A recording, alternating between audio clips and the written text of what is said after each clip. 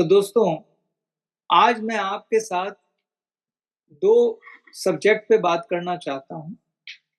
एक है law of Karma और एक है कर्म योगा। आप कोई भी धर्म से हो, किसी से भी हो, टर्मिनोलॉजी पे मत जाइएगा। बस बात की गहराई को समझिएगा क्योंकि बात बहुत अच्छी करने जा रहा हूँ। उसको ज़रूर समझिएगा।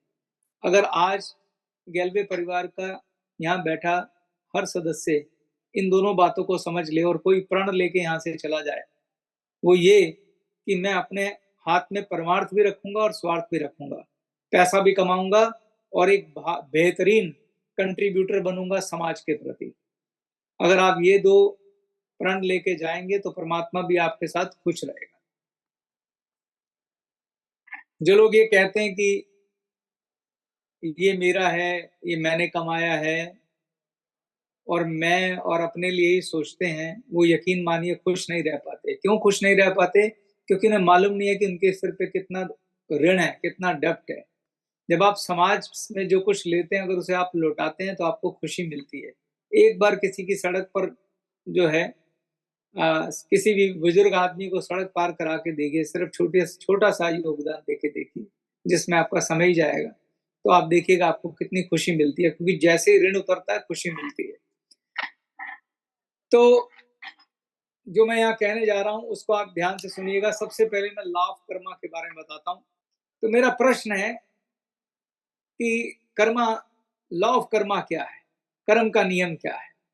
आपने बड़ी बार ये लाइन सुनी होगी कि लॉ ऑफ कर्मा है, जैसा कर्म करोगे वैसा फल मिलेगा। कितनी सिंपल लाइन है। इसी को थोड़ा-सा 10 मिनट में समझाता हूँ।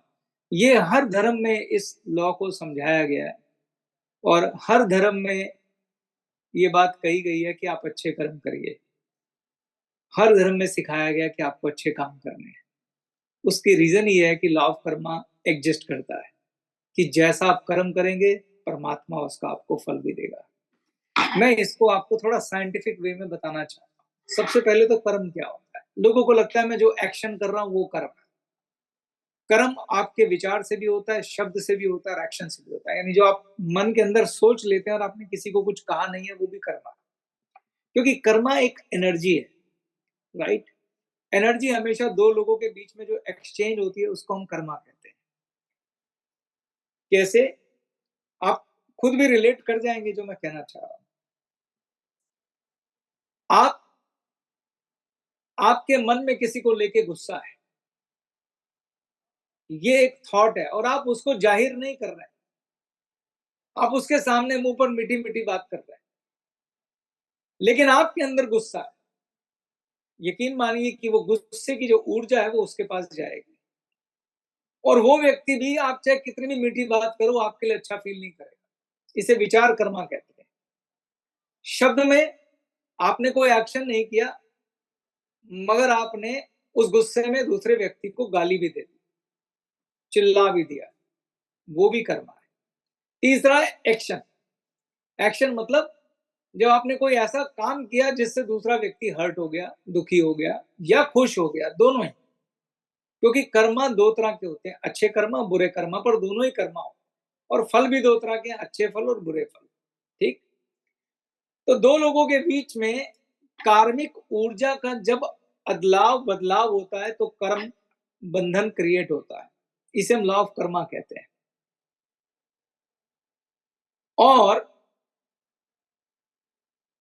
कर्मा कैसे बनता है, उसको 2 मिनट के लिए समझना मैं क्या कहना चाह रहा हूँ। जैसे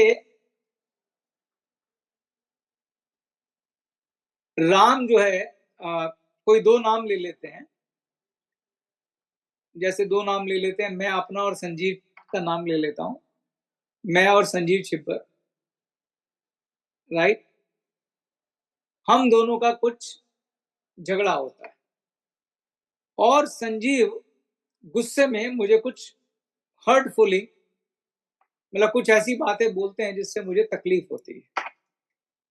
तो याद रखिए कि वो जो भी कुछ मुझे बोल रहा है और जिससे मुझे तकलीफ हो रही है, वो एक ऊर्जा उसकी तरफ से चली है और मेरे पास आई। ये ऊर्जा जो उससे चली है और मेरे पास आई है, जिससे मैं हर्ट हो रहा हूँ, ये कार्मिक बंधन क्रिएट हो रहा है, राइट?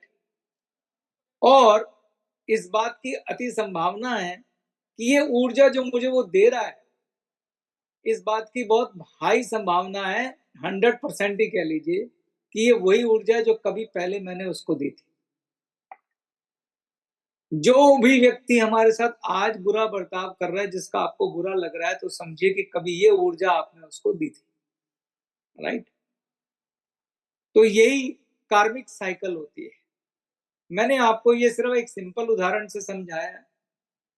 तो अगर मैं अब आपको बड़ी सारी चीज़ें बोलता हूँ एक ही लाइन में, आपकी पत्नी आपका कर्मफल है, आपका पुत्र, आपका भाई, आपका बहन, आपका दोस्त, सब आपके कर्मफल है। आपको मिलने वाला धन, दौलत, साथी, दोस्त, मित्र, अच्छे अनुभव, बुरे अनुभव, सब आपके कर्मफल है और कुछ ना कुछ आप पहले करके आए हो। अगर आपको पुण्य कर्म मिल रहा है, खूब दौलत, खुशियाँ मिल रही हैं, तो पुण्य कर्म का फल मिल रहा है।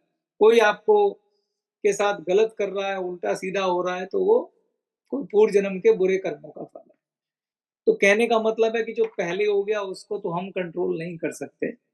लेकिन अभी हम जो जीवन जी रहे हैं, जो घटनाक्रम साथ में चल रहा है, उसको थोड़ा बेटर ज़रूर बना सकते हैं।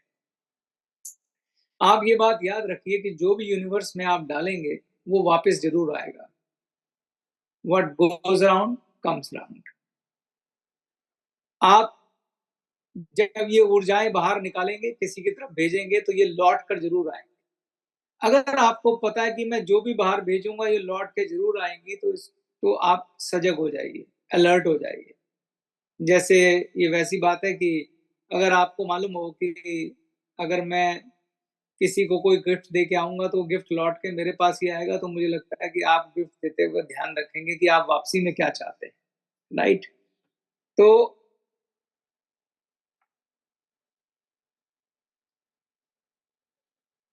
तो आप अगर किसी के लिए मन में भी खराब रखेंगे, तो आप समझिए कि वो व्यक्ति भी आपके लिए मन में खराब रखेगा।